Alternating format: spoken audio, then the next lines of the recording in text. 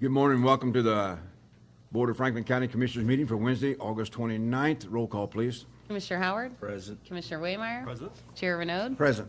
Vice Chair Oglesby? Present. Commissioner Unn? Present. If you would, please stand for our Pledge of Allegiance and remain standing for our invocation. I pledge allegiance to the flag of the United States of America and to the republic for which it stands, one nation, under God, indivisible, with liberty and justice for all.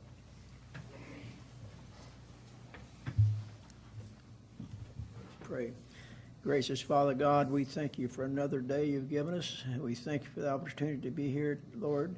And we thank you for your many blessings, Lord God. You're so good to us, Lord. And we just give you praise and glory for everything you do. And Lord, just be with us throughout this meeting and just guide and direct and have your way. In Jesus' name, amen. Amen. Thank you, sir. Thank you.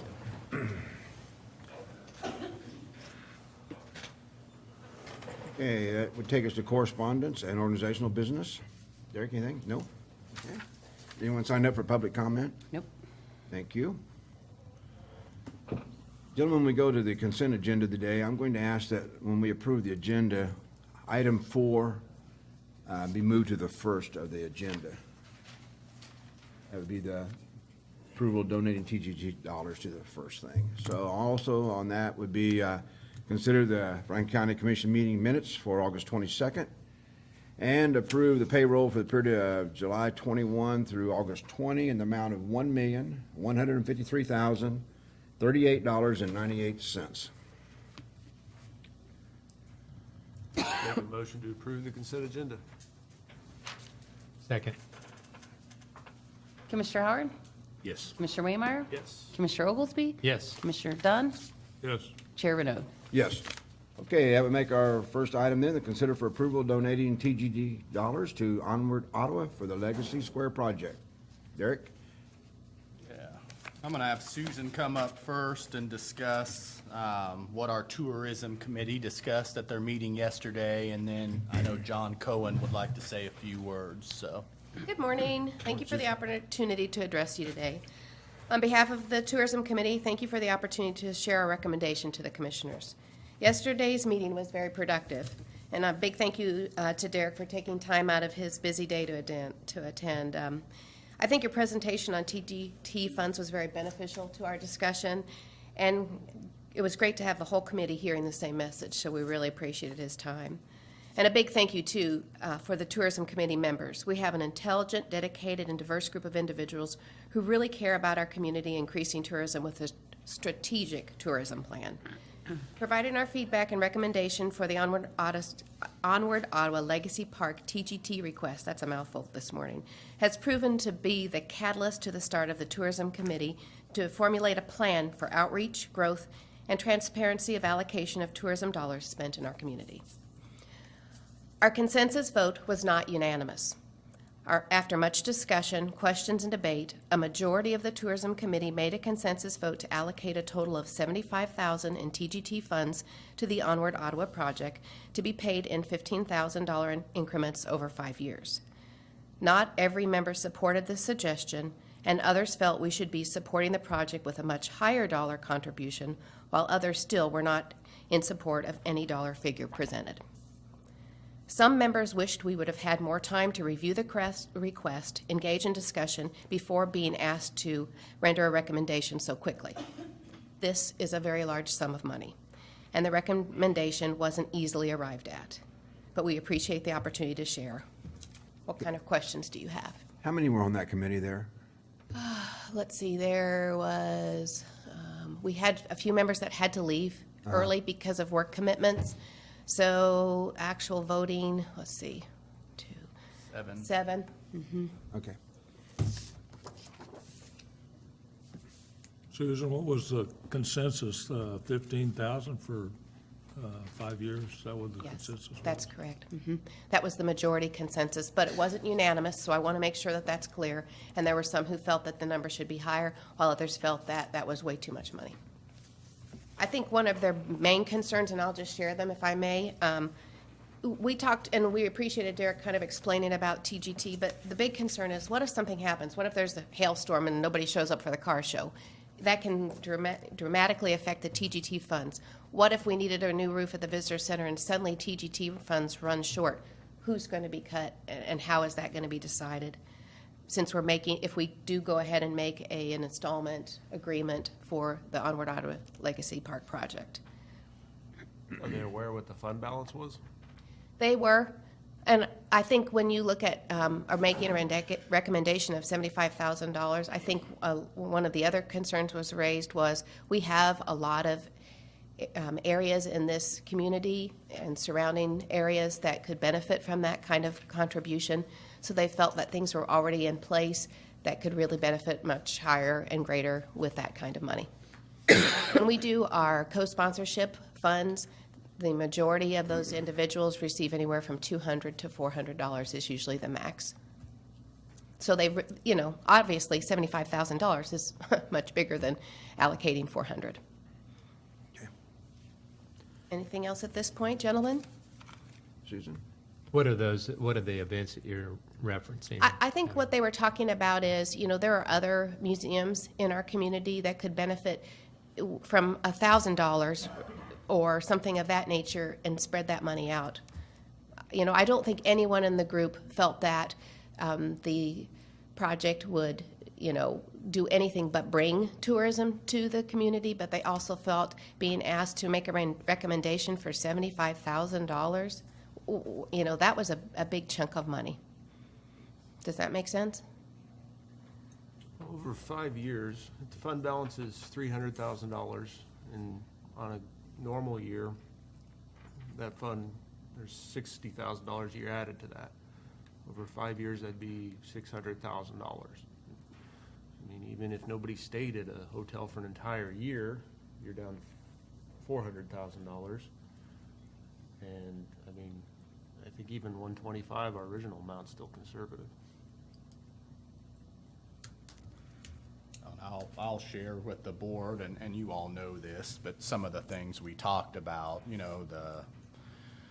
the issue of a hailstorm and like damaging the visitor center roof, for example. That building is covered under our insurance policy, and so we would probably use TGT funds to pay the deductible in that instance, but then K-Camp would cover the rest, and so that we're not really looking at any. I mean, we've walked through what the potential, capital items are for those TGT funds, the work at the historical district, the old Depot Museum, the old courthouse. But even with all of those, we don't have anything that's going to deplete $300,000 and not even close, frankly. So, and as Colt did allude to, even if we hit just our averages in terms of TGT revenue, we're looking at adding 40 to 60,000, provided our expenses stay on track to that reserve. And so, if you elected to give whatever amount, whether it's 15 a year or 25 a year, we don't have to deplete our reserves to do that. So. I think, go ahead. Susan, did the board take into the fact that we're adding 2 new bed and breakfasts and a new motel on the south end of Ottawa as well, which increases the revenue on top of that?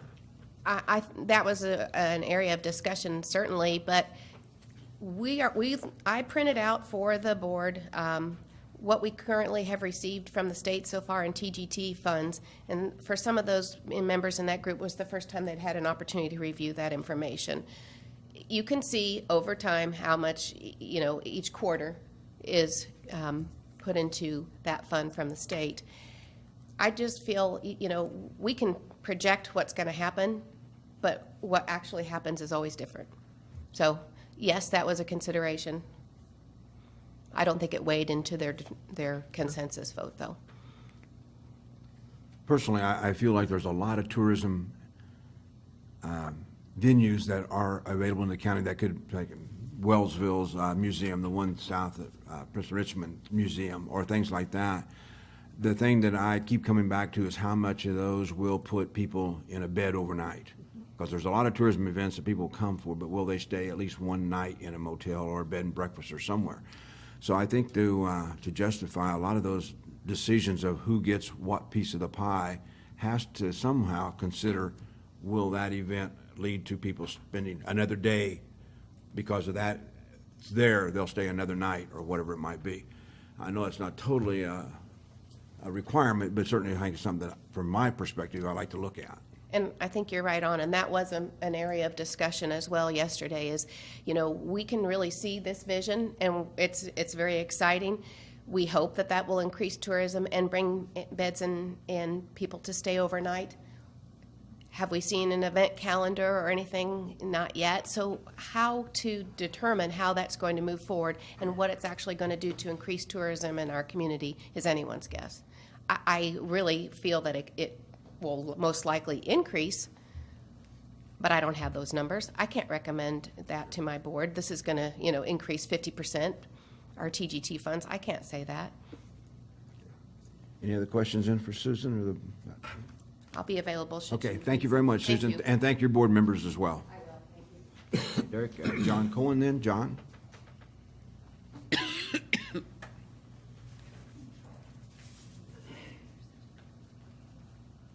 Honorable Commissioners, Honorable Clerk, Mr. City Manager, County Administrator, apologize. Thank you for the opportunity to engage in the conversation again. I've appreciated the way that you've addressed this. We had the work session, I believe it was on Monday last week, where we discussed this for over an hour and a half, and I like where that discussion went and kind of the conclusions that were being drawn at that time. You remanded it to the Visitors Bureau, or the Visitors Committee, the Tourism Committee, and I was present at the beginning of that discussion, but had to dismiss myself. I had another appointment, a doctor's appointment that I had to keep, so most of the information that I got from that was secondhand by other people that were attending on my behalf. So, I understand the conversation pretty much the way Susan described it previously in her comments.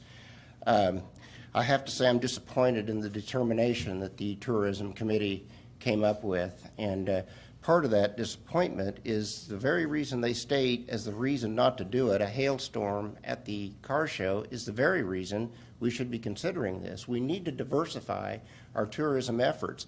I don't have to guess that this is going to increase tourism. I am sure it's going to increase tourism. This is going to be an opportunity to get people to stay in hotels, come to our community, spend sales tax dollars, and generally raise the tide. I think it's important that we consider all that. This is a project that has the ability to raise all communities in Franklin County. I provided to you a couple documents. One is from Linda Craighead, who has just been appointed to interim secretary of Kansas Department of Health, Kansas Department of Wildlife, Parks, and Tourism. They committed the state $93,000 to our tourism project, saying that it had the ability to increase tourism. More than that, they added another $10,000 to the Franklin County community to do the murals, on Main Street, to do a mural on Main Street, further emphasizing that they think this community is working to increase travel to Ottawa and Franklin County. I've also provided an article that appeared in the Joplin Globe, Joplin, Missouri, a couple of days ago, indicating the great work that we're doing in this community. You can read the article, but there's quite a section in there that specifically talks about trails and Legacy Square and the work we're doing in Ottawa. I spent an hour with that gentleman who rode his bike from Joplin here, toured Ottawa for a day, spent a night, and rode back to Joplin the next day. In the article, he gives our community great kudos. We've got several people here that have been working on this, including Lonnie King and Alan Bell, right here on the front row. When I got here this morning, Lonnie King shared with me an article from Health Magazine that detailed the 50 best trails in the United States, one in each state. The trail they identified in this national magazine that was published today was Ottawa, Kansas to Osawatomie. That's a national magazine. that's read by bikers all over the nation as one of the best trails to ride, as the best trail to ride in the state of Kansas. We can't diminish all this. This article that I passed out to you inspired a Facebook post by the director of the Rock Island Railroad Trail in Missouri saying, and I quote, "In Ottawa, or in Kansas, all trails lead to Ottawa. Lead on." So people around the country, not just our community, are starting to recognize what we're doing. So because the State Tourism Council, because the state, through their tourism department, invested $93,000 and additional dollars to the mural, I've been asked to speak at the State Tourism Council, the Governor's State Council on Tourism, on September 7th to talk about the work specifically that we're doing for trail development in this county. Because of the work we're doing in this county, October 11th, the Sunflower Foundation Board of Trustees is traveling to Ottawa, spending the day here, meeting here, to actually go out on the trails and experience themselves the work that we're doing in Ottawa. While they're here, they're having a meal catered, they're renting the bottle house, spending dollars in our community to come and see the work we're doing. So we have with us in the audience this morning Jeff Carroll, who is the individual that's opening up a new bike shop on Main Street.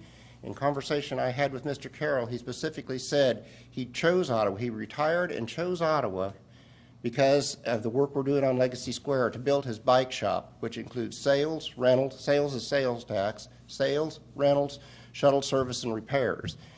And speaking with him additionally, he said that he's already scheduled 2 tours to do that involve an overnight stay in the community. One day they're going to ride the Prairie Spirit Trail, the next day they're riding the Flint Hills Trail. And he provides service for them while they're on the trails, bringing them drinks, meals, and things like that. These are all examples of how this is increasing tourism. We need to diversify our tourism efforts. Right now, we're solely dependent on the car show. This project has the opportunity to actually increase tourism, put more money that's spent in the hotels, makes even additional opportunities to share that funds with our smaller communities in Franklin County. So for these reasons, and I just would like everybody that is here from the group that we're working with to raise their hands or stand up so that we kind of see the show of support that we've brought with us this morning. Thank you for the chance to share these additional messages with you. Appreciate the consideration you've given this, however you determine the best way to go is. Thank you. Derek, would you like to give us any more information that you have or suggestions or how you feel about the funds? Yeah, I mean, I've given you my thoughts on where the fund balance is, and what I think we can and can't do. I think the Tourism Committee's recommendation is doable. I think the request from Onward Ottawa is doable. I think what I would encourage the board to do is to really give some critical thought to what is going to tangibly increase tourism in this community, what is actually going to lead to overnight hotel stays.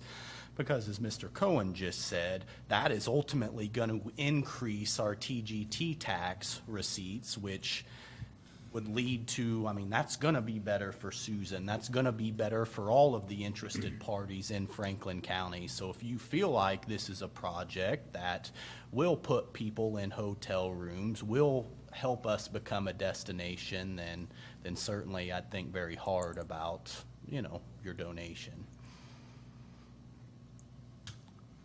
Anybody else, any thoughts? Well, I feel like I was one of them when this all started. My number was around the $50,000 lump sum donation.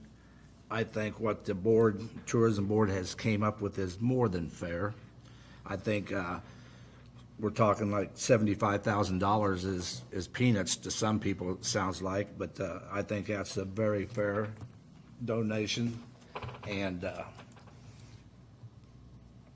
I'll go up to that and go along with what the board recommend. I think they put a lot of thought. There's a lot of things the TG&T needs to be there for besides just this one project.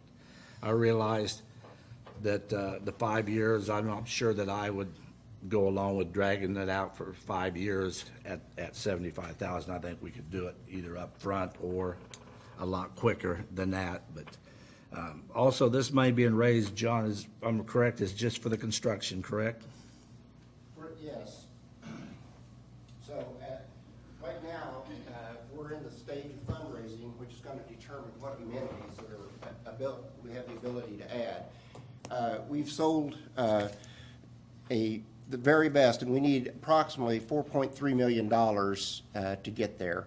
We're at 3.9 today, so now we're just determining those last set of amenities that we're able to add just to enhance the project, make it more appealing, create just a higher standard of a facility that we have available to offer to people. So yes, that would be correct. Now, the City of Ottawa is also putting in construction dollars too. They're providing the matching funds that are being used right now for the grant that was received. So they're actually adding those dollars now as those matching funds too, plus other in-kind donations that they've made. Comment was made. I don't know exactly what's going to be going on there, what kind of events are going to happen there. You know, it's like having a baby. You can't decide 2 or 3 years later if, yeah, I want to pay for it, I don't. I mean, there's got to be a leap of faith. You got to believe in yourself. Yeah, there's the tourism benefits. There's also the core of the community being taken care of. There's a quality of life there. Even if the event's not at that location, somebody comes to town, you don't go to a real crud place for leisure. I mean, there has to be a quality of life there as well. Had the committee unanimously recommended a number or gave a reason that I guess kind of stands reason? I mean, we are well insured. There's more than enough money to cover our deductible. I would be more inclined to I guess go with that amount. But after much deliberation, our last meeting, we came up with a figure. We can afford it, and ultimate responsibility for being good stewards of the tax dollar and maintaining that responsibility lies on us. So I'm comfortable with the $125,000 amount that we came to. Well, you know, I would say that we talk about tourism, but there's the other aspect of this that we kind of keep skipping over, and that's that if this structure's built and we move our farmers market there, we have a covered structure. I've been to the farmers market. It's very nice, but in the summer it's very, very hot. You have no shade. The sellers have shade, but if you had a structure that you're providing that shade, you had the potential to draw more people to come and buy their local produce. Of course, we all know that's much healthier, much better for all of us. It helps our local economy. It helps our local growers as well. I mean, there's another piece of this besides tourism. We start to help local agriculture that we all hope that will grow as well. Agriculture is our biggest industry in the county. So I think ultimately we're looking at, yes, we want to have people stay in beds. We want to have people stay overnight, spend their tax dollars. But the other piece of that is getting people downtown. If you're downtown already, you have the potential to go somewhere else. Maybe you go to the farmer's market and then you decide you want to go in and go to Mugshot and get a muffin, or you want to go somewhere else and do something else downtown, or while you're down there instead of on the outskirts of town. And I think it's more than, this is a project that is, yes, it's tourism, but it's also more than tourism. And I understand that there are other communities that want to have projects and would benefit from funds. And I think this has the potential to grow the account to be able to do that. I think this has the potential to also point people in the direction to those communities so that they can locate where they're at. I mean, if you're on a bicycle, you may not know, but if you have the ability to pull up to a kiosk and find out that you can find these great ribs if you ride down 50 Highway, that's an option, and it grows that economy. So I think it's more than just beds, and I think that it's a value that we have to measure here about what it can do economically as well as tourism-wise. For 75,000, I can put on an awesome farmer's market, probably every town in the county. We have, I don't think, denied any requests from other communities. I mean, we're open to requests from all communities. This isn't just because one community in the county wins, doesn't mean others have to lose. There's still revenue, there's still fund balance. Mr. Dunn? Well, I respect the work of the tourism board, work on this for us, and I think this would be a great addition to our community, have this square downtown for drawing people there other than for the trails itself. And I think I'm kind of going along with Rick Howard on this one-time donation up front, because, you know, we can look down the road and probably see some capital needs like an RV park or hooking on to the city sewer system out there at the visitor center, or developing the land we do have out there to other uses. So I can see some capital needs coming up in the long run, but you know, I kind of, if we have the money in the reserves right now, I think just that 75,000 up front, I think would be a good representative of the county involved in this project.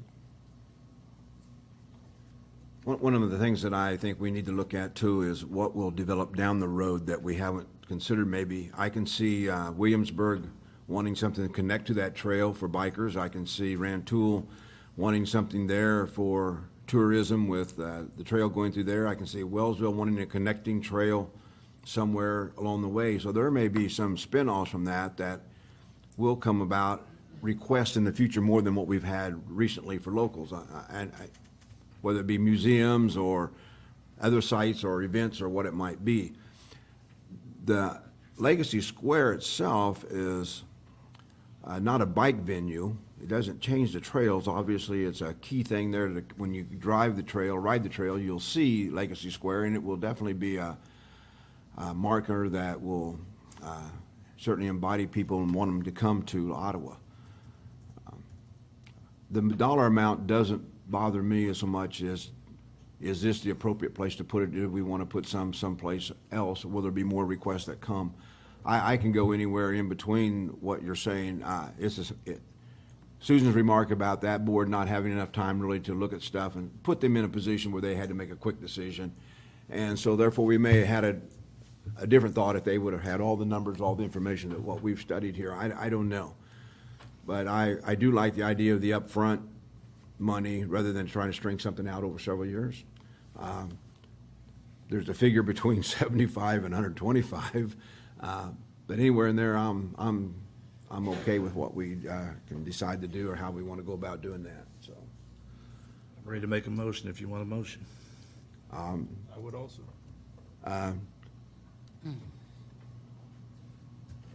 I'd make a motion, we donate $125,000 to Onward Auto from the Transient Guest Tax Fund, $50,000 up front and $25,000 for the ensuing 3 years.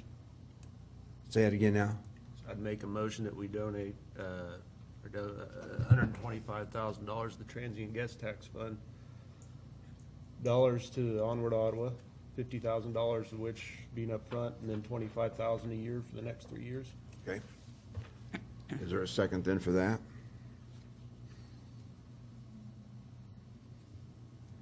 Is there a second for that? Not hearing a second, then someone else? The motion would die for lack of second. I'd like to work on a compromise between what the board suggested and what we had originally come up with at 100, and maybe that's the 50 up front and then spanning out the rest over 3 years. Is that a motion, just a Yes. discussion? What would be 50 the up total? front and 25 in year 2, 25 in Yeah. year 3. Well, will you say that again? 50,000 upfront, 25 in year 2, 25 in year 3, total donation of $100,000 in TGT funds. And is that a motion, Rick? Yeah, that's a motion. Second that? We have a motion and a second. Commissioner Waymire? Yes. Commissioner Oglesby? Yes. Commissioner Dunn? I'm going to vote no. I'm going to, Commissioner Howard? No. Chair Renaud. I'll vote no. I'd like to hear what Rick Howard would have to say. You ready for my motion then? I'll just make a motion that we donate $75,000 in a one-time donation of the transient guest tax second, for Ottawa. Commissioner Oglesby? No. Commissioner Dunn? yes. Commissioner Howard? Yes. Commissioner Waymire? Yes to 75, I don't think, yes. Yes. Chair Renaud. That would not preclude us, though, from down the road, even though this project, at what point in time, 2 years or 3 years, if they came back and wanted to add some venue, that they could not do that to get more transient guest tax funds for that. That would be the one thing that I would certainly, won't be a part of this board, but certainly I would think that would be appropriate at any time down the road to have, hey, this is something they want to do. And I have no problem with that. I agree with that. I agree with, this is for construction. If down the road, we want to be a part of getting more stuff coming in and doing more things there, then I have no problem with them coming back and talking to us about that. All right. In that case, let's go to agenda item 1. Consider for approval of the TFM Communication Radio Tower Site. Alan? Morning, Commission. This is something that we talked about at our budget meeting a couple months ago. The new radio system that we put in, we purchased from Motorola. We also are using some of our current equipment, and some of the equipment at the time of construction was not through Motorola. It was installed with TFM and needs to be under maintenance and support for that so that it complements and supports our new radio system.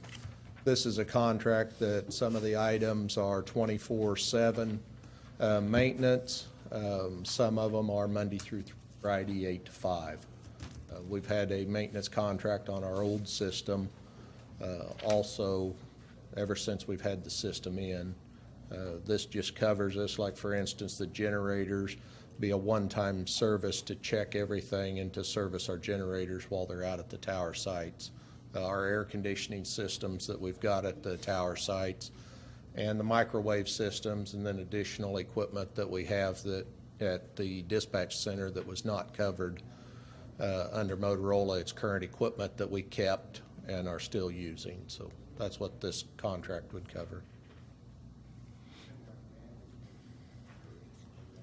Any other questions for Alan? This is budgeted Yes. during the deal. What did we budget? What- I believe we budgeted 21,000, and this should be a little bit under that. Okay.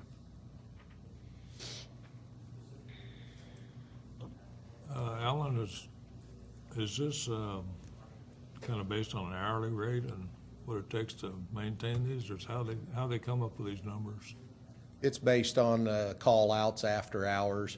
If we were to just make the phone call on an after-hours service, we're looking at about $300 before they even do anything, just to get here. Then if they have to climb the towers where some of our equipment's located, that's additional funds also. And if you'll notice, in the contract, this does not cover antennas, coax, or equipment other than our microwave dishes that are on those towers, because of the time that it takes while the tower time, while they're on our towers and in the air. It's pretty expensive to get somebody to climb a couple hundred feet off the ground and hang off of one of our towers and do the work. Rightfully so. Yeah. Yeah, I don't want to be that person doing that. What's necessary item? I make a motion to approve the radio site maintenance agreement with TFM-COM. Second that. Commissioner Dunn, Yes. Commissioner Howard, Yes. Commissioner Waymire, Yes. Commissioner Oglesby, Yes. Chair Renaud. Yes. Thank you, Alan. Want you to know we appreciate your time as well.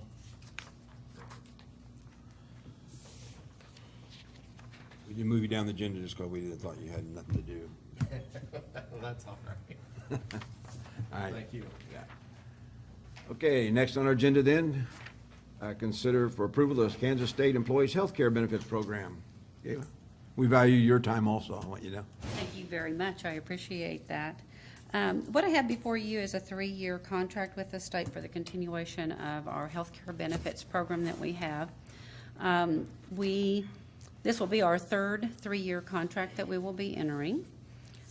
The county has sustained increases every year, which I don't think that's out of the norm. I think most every organization experiences increases. This year, in taking a look at the increases to our employees, for the employee only, those employees who insure just themselves and/or people with children sustained a 3.3% increase in rates going into 2019. And then with people who have a spouse on their plan, their rate increase was 16.7%.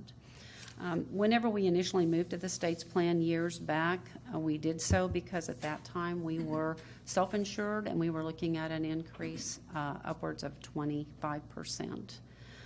I do believe that it's been a good move. It's served the county well for the time that we've been participating.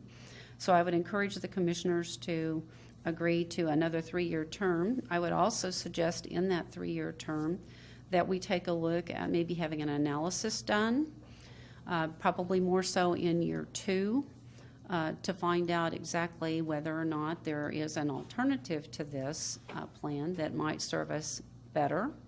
I'm not going to state that there is, but I do believe that that analysis should be done to provide that information back to the board. That cost of the analysis probably, I would say now, would range around $10,000 to $15,000. And obviously, the commissioners would want to budget, accordingly if they choose to have that analysis done in a couple of years. We don't get what I would consider detailed information from the state regarding the actual costs associated with our plan, which makes it difficult for someone to analyze the data. So they're going to be looking at more of a cumulative total for what we pay out in health insurance for actual costs for service. The individual would also, or the company would also be looking at pharmaceuticals separate from the health, as well as dental separate from that. I don't believe that we would have a lot of different plans maybe in the next couple of years out in the market compared to what we have today, but I don't know for sure that it won't change because right now health insurance is a major conversation piece nationwide just because the premiums continue to rise. So it's possible there will be more opportunities in a couple of years, but right now I don't know where that health insurance is going. Kayla, you said year 2, and I'm wondering if you waited till year 2, would there be enough time if the recommendation from whoever was doing your study was that you should go back to self-insured? Would you have enough time to gain enough resources to be able to do that and fund that? And I'm wondering if it would be more beneficial if you probably did that in the first year so that you could start to build that fund over more of 3 years instead of. And I can answer that, Gayla. That's something we talked about extensively during the budget process this year, and it is something we're already budgeting for. I think a good question that hasn't been asked is, well, why didn't you assess your alternatives prior to bringing this in front of the board? And the primary reason for that is we don't have the funding to move right now because you have to pay what are called run-out claims if you leave a plan, and we don't have near the reserve to pay the run-out claims that we would have. And so as part of the budget process, we talk about sticking money aside that will pay for the consultant who can assess what our options are. That'll help us pay the run-out claims. If we wanted to do a partial self-insurance sort of thing, we would have it for that too. And so we're already budgeting for it. I think Gayla and I and Joanne will sit down and try to figure out, just a tentative schedule of how we want to advance, because this is something I want our employees to have a say in too, because it obviously greatly affects them. When I travel around to various departments, the number one question I get is about health insurance and why it continues to go up. And obviously I can't answer that. What I will say is the counties that have been looking elsewhere this year, and there are a handful, they're not having much luck. I mean, we're seeing that we don't know that they've put their name on the line yet, but my understanding is most of them are going to gravitate right back to the state plan because it's just such a volatile market right now. And maybe in 3 years that'll be different. But certainly this is a very high priority for both Gayla and myself. Right, and I think rightfully so, and you're looking at 16% and what we're able to offer for a COLA and merit increases, and people still go into the hole, and it makes it difficult on families. So I think it's a good plan. It does, but the benefit is, costs are going to increase everywhere. We know that, but this is a known commodity. We know who's in the network, and at least there is familiarity there, and so we don't. And there are lots of options. There are lots of options. And I want to add a little bit more to that with regards to the increases for particularly people who have spouses on their plans. There was supposed to be a 3-year period in which they tried to bridge the gap, so to speak, because spouses were supposedly, driving the cost. This should be year 3. So I would like to think that hopefully as we move forward that in the future years they will have bridged that gap, and hopefully these people who have spouses on their plans will not see the cost of an increase that they are seeing now. To your point, and I recognize, yes, we do need to plan ahead for the cost of moving away from the plan, because it is going to be costly. There are going to be run-out claims. I don't recall there being any change, but there may have been. But in years past, an organization had to pay for run-out claims for up to 18 months after they severed a contract. So you would be looking at individual who's had services that physicians and or service providers needed to file their claims for those individuals for repayment for up to 18 months, and that may have changed. The other thing, too, you've got to look whenever you move away from a plan at what the what information is going to be needed in order for the organization who's doing your analysis to be able to give you good data. What they look for are the actuals of what were paid out in the prior years.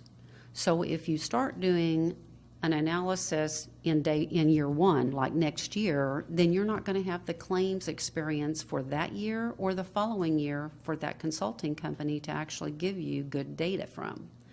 So while you need to plan, yes, monetarily for a move possibly away, and that I think should be ongoing, the actual data is going to be what's going to drive whatever information those consultants provide back to you, because that's going to be the most current of what's happening with your group, if that makes sense.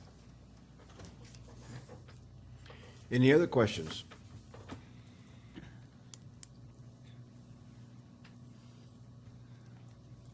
Eric, do we need a motion for this then? Oh, yeah.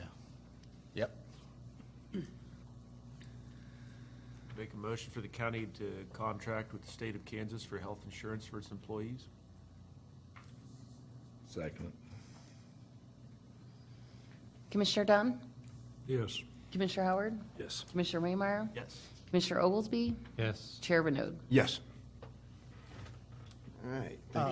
Before you move on and before Gayla sits down, you know, we talk a lot about staff up here, and it seems like we focus on kind of the core services that the county provides. You know, we talk a lot about public works, we talk a lot about ambulance, the things that Alan does.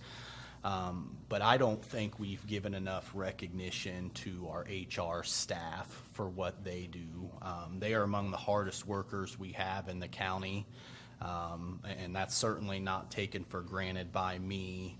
And as you all know, we had a meeting here last night with the hospital, and Gayla was not asked to stay, was not asked to help, yet she, despite working a full day, was here until 9 or 9:30. Her and Joanne put on just a wonderful event that we got so much praise for from the hospital. So Gayla, appreciate that. Joanne, appreciate that.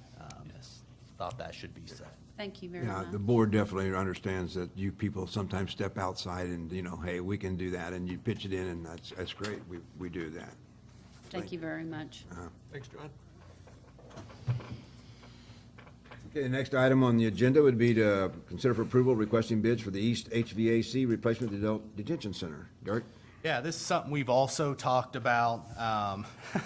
We know the HVAC unit at the jail, and the district court has been hanging on by a thread for years now. During the budget process, when talking to our maintenance director, we talked about the cost of having to bring in a temporary unit, and effectively, if we waited until this broke down, you know, it cost us $50,000 in addition to a new unit just to get something in on a temporary basis. So in lieu of that, you all directed me to start the process for replacement. We've determined that the jail unit is in worse shape. So what you have here is just a standard RF request for proposals for that. And I would just ask for a motion allowing me to go ahead and issue this. And then obviously, when we have the proposals, we'll be back in front of you. Okay. I'll make a motion to allow the administrator to solicit bids for the East HVAC replacement at the Adult Detention Center. I'm a little trouble, that easel's kind of in my way to. I second that motion. Commissioner Howard? Yes. Commissioner Waymire? Yes. Commissioner Oglesby? Yes. Commissioner Dunn? Yes. Chair Renaud. Yes, ma'am. Okay, the next item then would be consider holding a public hearing for August 29, consider vacating Georgia Road. Jim? Good morning, Commissioners. Excuse me. The department received a request from the three property owners adjacent to Georgia Road, south of the BNSF Railroad. The request results from reoccurring difficulties of trespass, poaching, theft, vandalism, and trash dumping.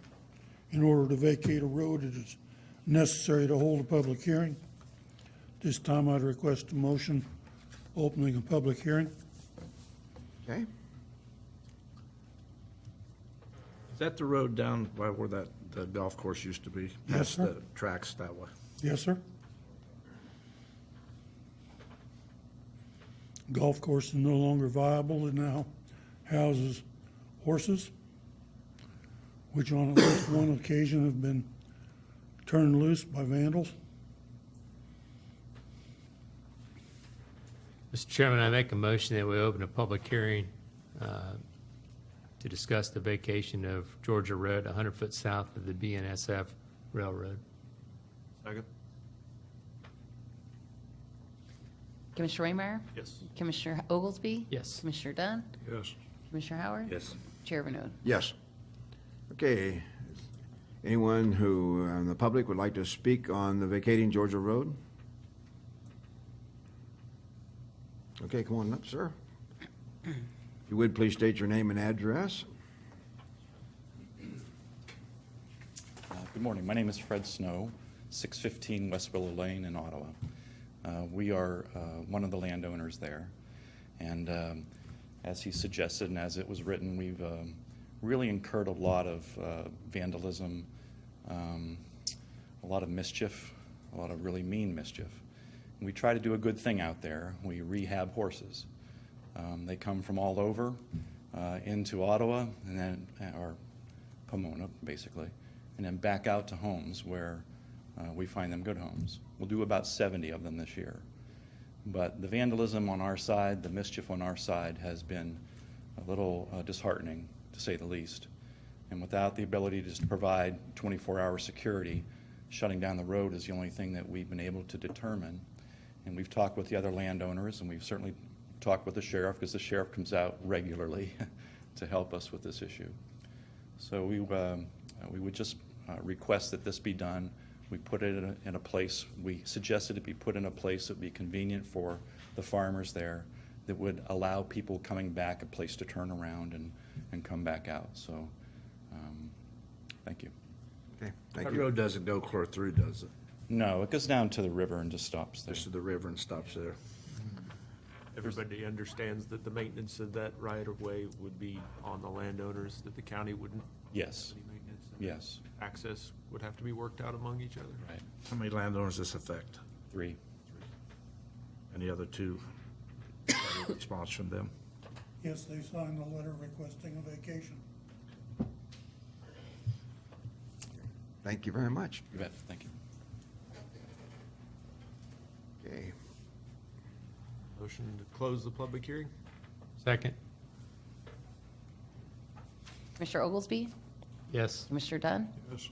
Commissioner Howard? Yes. Commissioner Waymire? Yes. Chair Bernode. yes, thank you. Okay, Jim?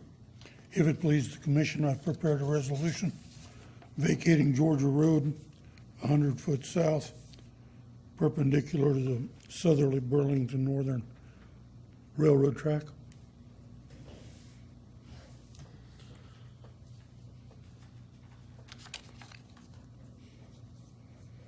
Make a motion to approve the resolution vacating Georgia Road, 100 foot south of Burlington Northern Santa Fe Railroad.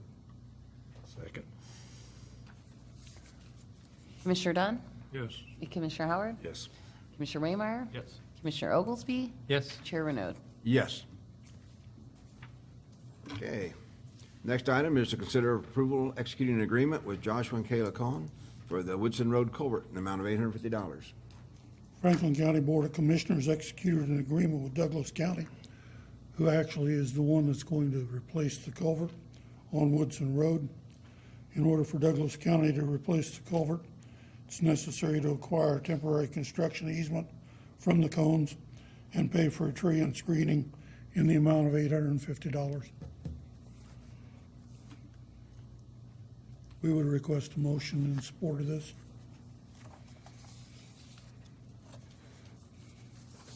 So why would Douglas County be replacing it? Because that's on a stretch of road that's their responsibility to maintain.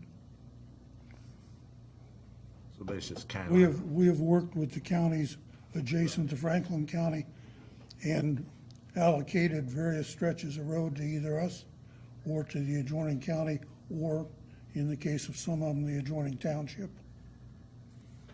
So Woodson County is, or Woodson Road is right on the county line, isn't it?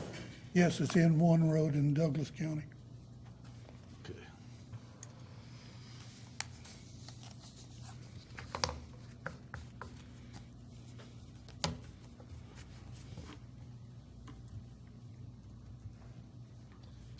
Any other questions? Need a motion? Yes. Make a motion to approve the execution of an agreement in the amount of $850 for the Woodson Road culvert project. Second. Commissioner Howard? Yes. Commissioner Waymire? Yes. Commissioner Oglesby? Yes. Commissioner Dunn? Yes. Chair Bernode. Yes. Thank you, Commissioners. Thank you.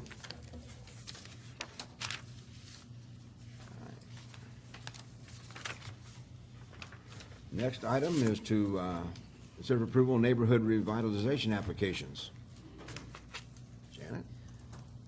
As you all know, we partner with the city to do the neighborhood revitalization program. We have a member of your board that attends these meetings and helps make the decisions on these. This is a property that's gone through the process and is is set to complete their project. If they complete their project, then it would be entered into the neighborhood revitalization program. So we just need affirmation from you guys that you will support this project being in the neighborhood revitalization program if the project's completed and meets all the criteria.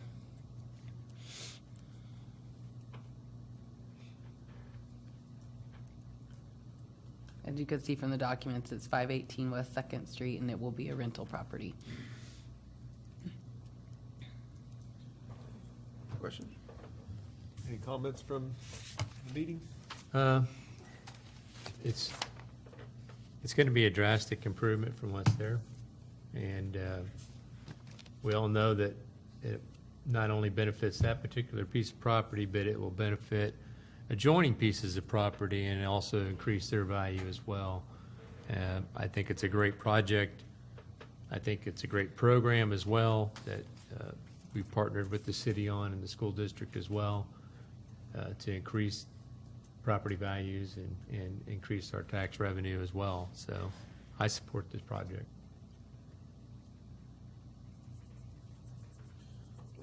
Motion?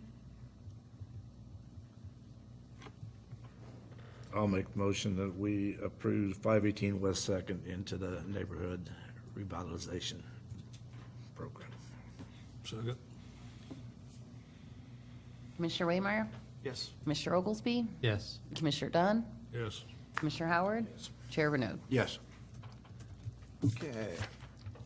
Next item is consider electing a voting delegate and alternate delegate for the annual K-Work meeting to be held at the Kansas Association of Counties Conference on Monday, October 15.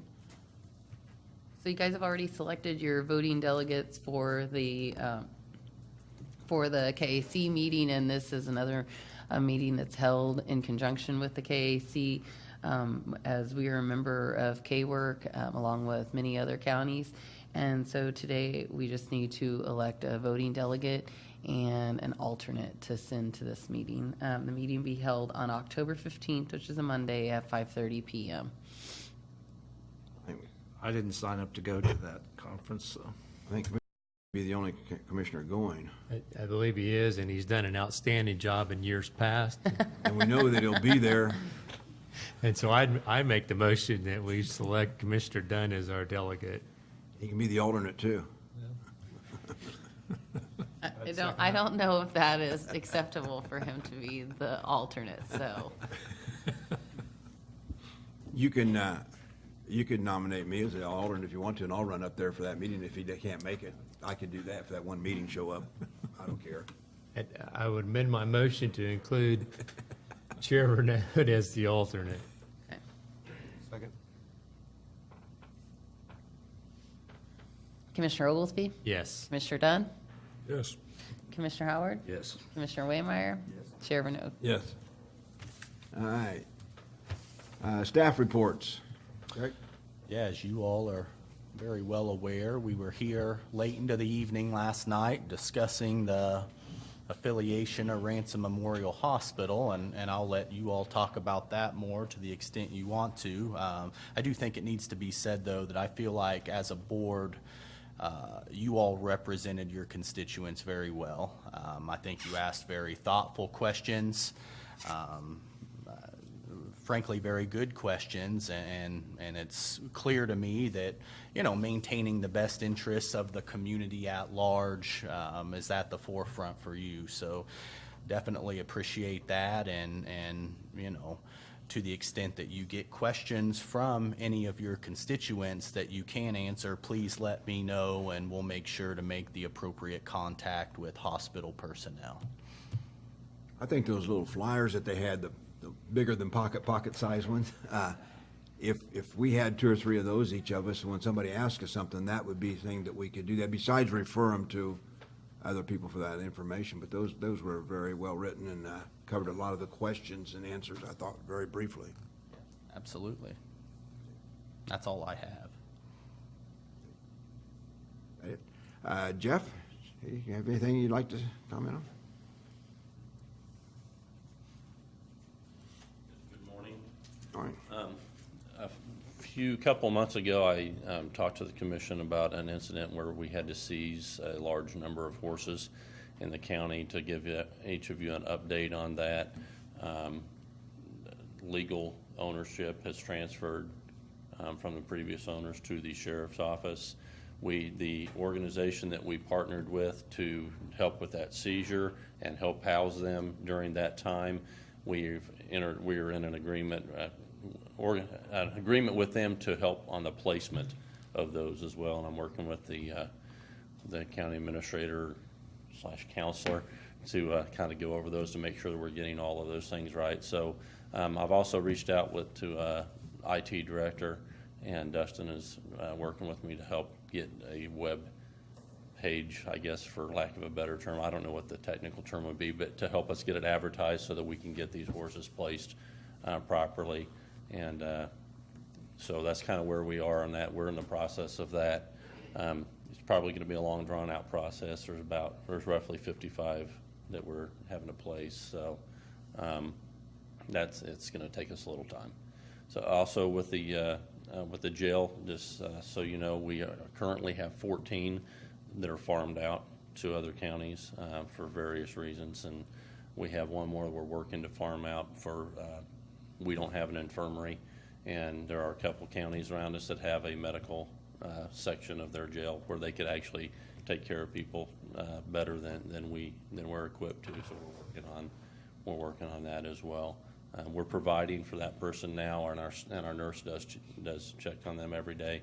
So we're doing that, but it's labor intensive for us because we're not really set up that way. So that's why we're working to get some of that done. So You say farmed out for various reasons. Is one of the reasons that we're full? yes, we are. We also have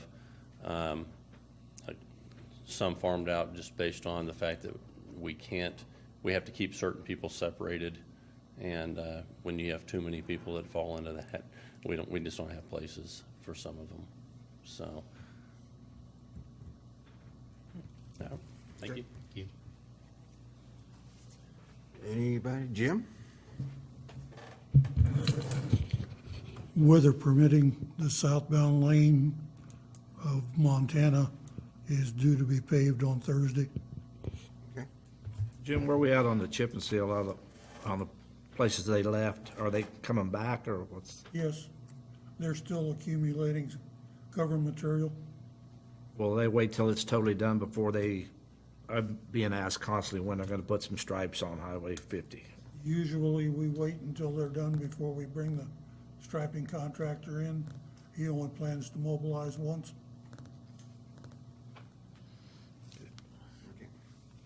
Janet? Okay, then we would go to commissioner comments. We all attended the hospital meeting, so. That's the only thing I've been other than. Yes, this is going to be Labor Day weekend coming up, and Vietnam Veterans of America, Chapter 912 of Ottawa, is hosting a rest stop event at the Homewood exit, southbound and northbound on I-35 for a safety rest stop for 3 days. They're going to have a lot of flags out there, American flags, so it's going to be, if you're traveling this weekend, you might want to stop by and say hi to them. I have not been to any meetings either. Wellsville has their car show this Friday night. A good event. If that is all, let's see, next Monday is Labor Day, there'll be no meetings then, and offices are closed, so I would look for a motion for adjournment. Second. All in favor? Aye. We are adjourned.